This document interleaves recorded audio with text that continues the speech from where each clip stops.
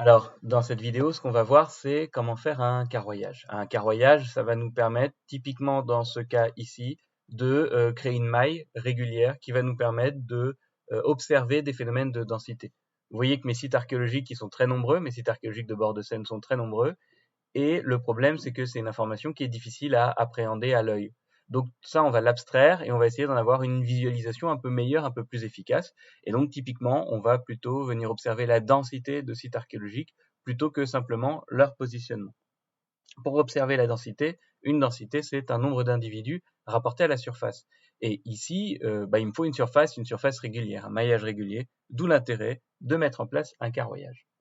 Alors pour mettre un carroyage, c'est assez simple. Ici, on a un outil qui s'appelle d'ailleurs, je crois, carroyage. Si on fait carré, non.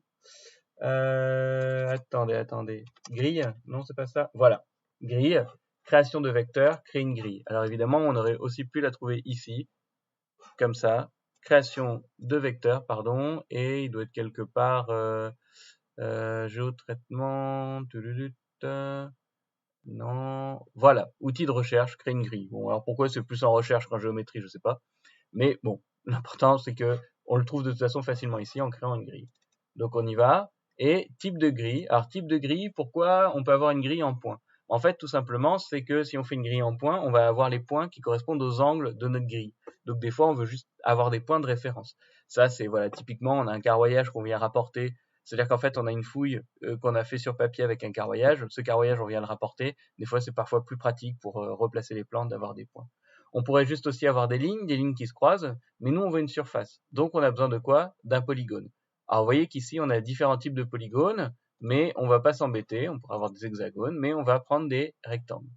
Rectangle, et ensuite, il faut déterminer l'étendue de la grille. Alors, si je clique ici, ça va me prendre tout le canevas, donc ça va me prendre tout ça.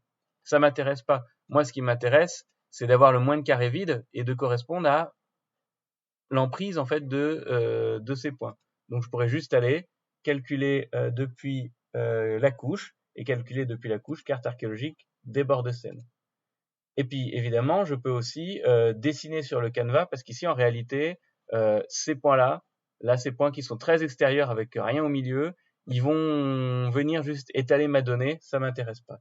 Donc là, ici, je vais directement dessiner sur la carte, hop, voilà, une emprise qui correspond à ce que je veux. Alors je sais qu'on voit pas très très bien, mais voilà, j'ai dessiné un rectangle qui va de ici à ici. Et maintenant, il faut lui désigner un espace horizontal et un espace vertical, c'est-à-dire en fait la taille de la maille. Donc ici, on est sur 1 mètre, c'est pas très très utile. Qu'est-ce qui pourrait être utile? On va mesurer, hein. Donc ici, notre carré, globalement, de côté, il fait 3 km 2. Donc 3 km 2, on voudrait un maillage, on voudrait mettre combien de carrés? Et puis, alors, moi, l'idée, c'est souvent, des fois, je divise la longueur comment ça s'appelle? Je divise la longueur par le nombre de classes que je voudrais observer, mais bon, ça marche pas toujours très bien, c'est pas toujours pratique. Donc ici, on va dire 3 km 2, qu'est-ce qu'on fait? On fait des mailles de 500 mètres. Voilà, ça va nous faire,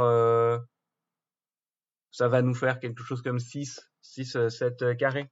Donc 500 mètres et vertical, on met la même chose, 500 mètres.